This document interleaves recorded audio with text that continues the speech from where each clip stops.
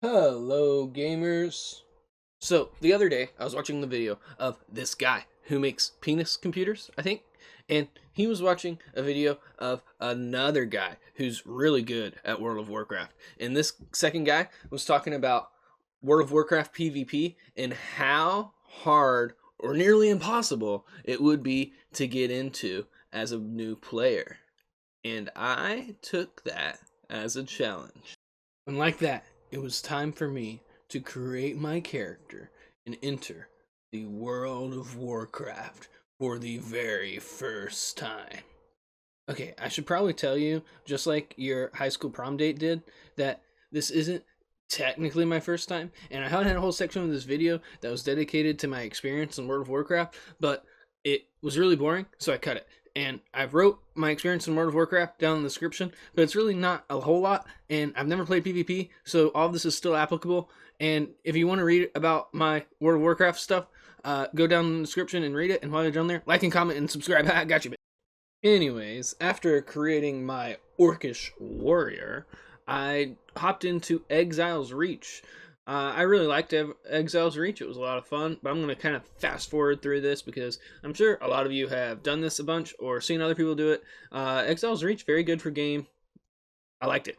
But then after Exiles Reach, it kind of dumps you off into Orgrimmar, and there's a billion exclamation points and quests you can accept, and it was really overwhelming, and I wasn't really entirely sure what to do, but I talked to Tinkerbell and told her that I would like to do the Legion questline because I don't think I did Legion, but I honestly don't have any real understanding of what I did and didn't do when I played.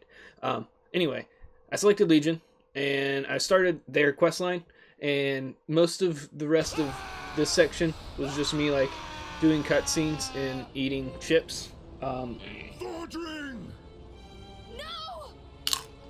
All you had worked, all you had sacrificed, just to see your champions fall to ash, one by one. So, after watching somebody brutally die in battle and having a little snack, I was back in Orgrimmar to turn in my starting quest for Legion. Oh, remember earlier how I said I felt like there were way too many exclamation marks? That's right. You probably just saw me accept a quest rather than turning one in, and we're blaming it on that. And this led to lots of confusion. I had no idea what was going on. I actually thought I was in Wrath of the Lich King for a while because there was a lot of ice and stuff. And then I saw the Shadowlands loading screen, and that's when I realized I was in Shadowlands. We're in Shadowlands. That makes more An sense. agent of the Maw is a... Would have been fine, I guess, but it honestly doesn't really even matter because unfortunately very soon I would find out I had joined a new player server. I googled what that meant because I was like, what the heck is this? I'm not familiar with this. And basically the internet said this is a way that Blizzard gets new players to pay for server transfers, because once they hit max level, they don't want to do that grind again. So instead of doing that, I created a whole new character. I was feeling really frustrated about wasting 4 hours of my life, and honestly, I just didn't really love my new warrior orc. That was until my friend said this about him. Eyes of a fucking killer. Look at this guy, man. Look at his face. Look at his face. This guy's unfucking phased. This guy's a stone cold killer. Look at this guy, man. Nothing's shaking this man, all right? Look at his hands. He's already ready to play. We're sitting here. We're not in queue. Nothing. He's ready. Like, Vince also had some anime titty mouse pad. Anyways, I was feeling inspired by Peekaboo's comments and began my journey again. Leveling this time was what I would assume is a pretty normal retail experience. I successfully turned in the Legion quest this time, and then I spent a very large portion of my time questing in Stranglethorn Vale. During this time, I did a lot of research on getting into PvP and builds and talents and stuff like that. I really put a lot of effort into truly learning my class And this was surprisingly hard because of how often you're gaining levels. So you're getting new spells and new binds constantly. So it can be kind of overwhelming to keep up with all of that. Um, that being said, that's not necessarily a complaint for me because the rotation at level 20 versus level 70 is so different. In some ways, it seems like it's probably better to get up to the higher levels so that you're closer to that normal rotation. But yeah, I'm really wanting to learn Warrior specifically and Arms Warrior. So I'm going to try to become very familiar with this tree. Oh, no problem. My bad. I'll fix it here. Not a big deal. Arms Warrior skill tree. Boom. You got it, man. Not a big problem. Don't have to be. Dude, chill out. Why are you being so rude about this? It's not a big deal. Okay, now that's just too far. I'll tell you what. You're done, and I'm going to show them the Battlegrounds clip next. While leveling, I also learned about Honor, and I learned that this is probably what I was going to use to acquire my first set of PvP gear. So to try to get a head start on that, I went ahead and started doing some daily Battlegrounds, and that went not great. But after a while, it did get better. And I think that it helped me begin the process of learning PvP.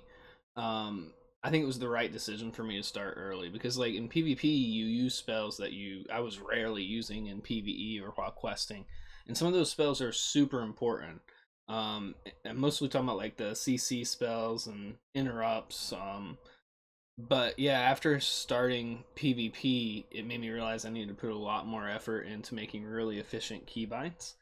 At one point, I even tried using my mouse's software to bind Control and Alt to the side buttons. I thought this was a genius idea because for each keyboard bind, I was going to get 2 more binds. So instead of just having F, I have F, Shift F, Control F, and Alt F. But after about an hour or two, I realized I hated it. It hurt my mouse hand, and I didn't feel like I had as much camera control as I did before. So I bought an MMO mouse. Controversial move, I know, but I'm getting used to it. And I think it was a good decision for myself in the long run, but I guess we will see. Another thing I'm still kind of experimenting with is I have unbound the S key. This is something a lot of players do because backpedaling is very slow. But I feel very conflicted about this. Obviously, the idea of unbinding the S key is to use your strafing or just move the camera and then turn around and run, because that is going to be a lot faster than backpedaling with the S key. But as a melee DPS, sometimes I feel like I just need one small step to get in the correct position. I still have not bound S key to anything else because I'm thinking about adding backpedaling back. But I wanted to get used to not using it at all. That way I can create really good habits. But I'm really not sure if I should add it back or not. And I would love some guidance on this. So please comment what you think I should be doing specifically for PvP as an arms warrior when it comes to the S key and backpedaling. So yeah, I mostly leveled by questing, but I also did quite a few daily battlegrounds and dungeons. And after hours of leveling like this, I finally dinged level 58. Level 58 is the level that you can finally start doing Dragonflight content. Or so I thought. But nothing happened. So I searched all around Orgrimmar, where the quest is supposed to start, and I found nothing. I even took the Zeppelin to the Dragon Isles and found nothing. So I returned to Orgrimmar, I did a couple more dungeons, and then I finally dinged level 60. Turns out level 60 is the level that you can finally start doing Dragonflight content. So after 28 hours played, I was finally off to the Dragon Isles for the very second time. I was super excited for Dragonflight. I mean, who doesn't like dragons? Dinosaurs are cool, but dragons are like dinosaurs that fly and breathe fire. As a matter of fact, there may be proof that dragons were a real living thing and they lived the same time as humans. I'm just saying, if all of these cultures are in different parts of the world and they all have depictions of dragons, and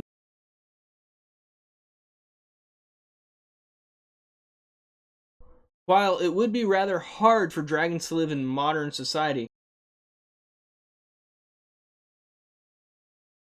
I mean, who wouldn't be excited to play an expansion called Dragonflight? But honestly, this is where the game started to feel like a grind to me. I didn't feel excited about the story at first, and basically decided to just blast through it as fast as I could because I wasn't really having a great time. This meant I stopped doing battlegrounds to focus on getting through the story, and I even watched all the cinematics in my free time so that I could skip them while I was playing. This might have been a mistake because the end did seem pretty cool and was enjoyable. But yeah, after all this time, I finally completed the story, and then one dungeon later, I hit level 70, which meant finally, after 45 hours played, it was time to start grinding arenas. Except before doing that, I knew I would need to finish setting up my macros and add-ins. Guys, I hated this part so much. I'm going to try not to rant too long on this, but what I want to ask is why are they even allowed in PvP? I understand the UI isn't the best, and there are a lot of macros that are very needed and everyone uses, but I don't feel like it should be that hard to fix. If Blizzard was to add those macros to the settings and improve the UI a little bit, at that point do we all agree that add-ons and macros should then be banned in PvP? Serious question, and if you can make a good argument for them staying in PvP, I will pin your comment to the top of this video. I 100% believe that having to set up these add-ons and macros is genuinely keeping people from playing PvP. And I know some of y'all are going to say, well, you don't have to use them. Come on, you know that if you're not using them, you're at a blatant disadvantage. I mean, you don't have to wash your hands after you take a smelly Vinduki, but it certainly benefits you. I would like to bring to light what I will call the guitar theory. This theory is that if your guitar is in your living room on a stand, you are much more likely to play it than if it's like in a case under your bed. You're less likely to go through those small barriers to play your guitar than you would if it's just sitting there ready to be played. While PvP has so many barriers that are keeping people from picking it up and learning how to play, that I will now submit to you TLOB A Blam, or the list of barriers which keep us from playing guitar, or why I will not be asking my friends to play WoW with me. Costs. Many games these days are free to play, but for retail you have to buy the game and pay for a monthly sub. Feeling too far behind. WoW's original release was in 2004. I would have been 8 at that time. There are lots of people who have been playing this game for years. Not only does it feel like your toon is going to be far behind, but how much knowledge and skill these people have gained over these last 20 years can feel very overwhelming. Leveling is a grind. As we saw, leveling can feel like a grind in retail, and it's quite confusing at times, which may lead to people quitting before they even hit max level. Max level drop off, or quitting once you hit level 70. This happens for two main reasons. The first one is not knowing what to do once you get to max level, because the game kind of stops telling you where to go and what to do in order to progress. The second main reason is the equipment grind before you can start playing PvP in particular can be quite hard. I've heard that this expansion is the best that they've ever had as far as the equipment grind goes, but as you'll see in a few minutes, it can still feel kind of overwhelming for new players. Add-ons and macros. You need to have these set up in order to play Arena, or you will be at a disadvantage.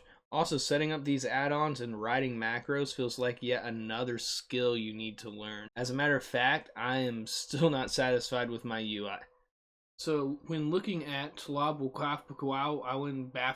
A, the easiest one to solve to me seems to be add-ons and macros. The thing that is ironic about this is that I actually think that more skilled players would benefit from this ban than the new players, but it would remove a barrier and get new players in the arena. I think getting rid of the add-ons and macros would probably lower the skill floor, which is what is required to start playing and enjoying the game, but raise the skill ceiling, which is what separates the noobs from the really skilled players. So after the headache of configuring what I deemed to be the essentials, I decided to jump into Arena Skirmish to farm honor, because there's an event right now which boosts how much of it you get. I bought what honor gear I could and started playing, and it was everything I dreamed it would be.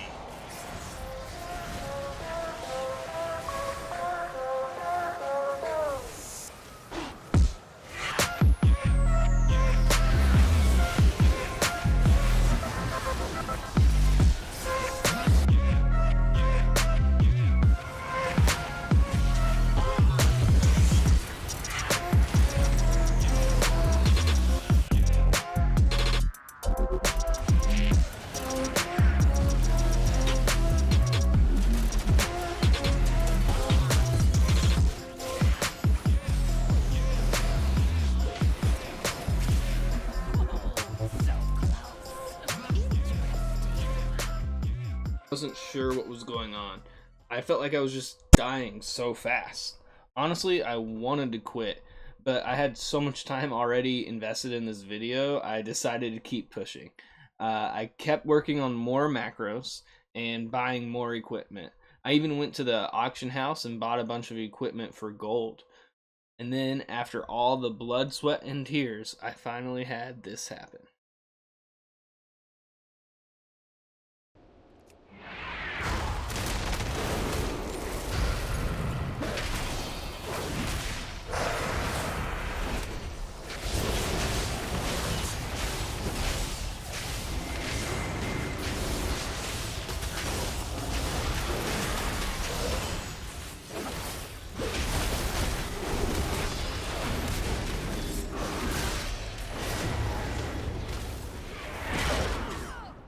Boom!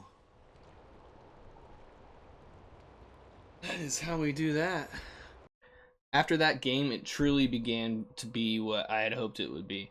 I won some games, I lost some, but I was not DOA every game like I was before. I was genuinely having a great time and learning quickly, and I was winning some games. I even had one of my best battlegrounds of all time. After that battleground, though, I realized that my item level is now high enough to play ranked.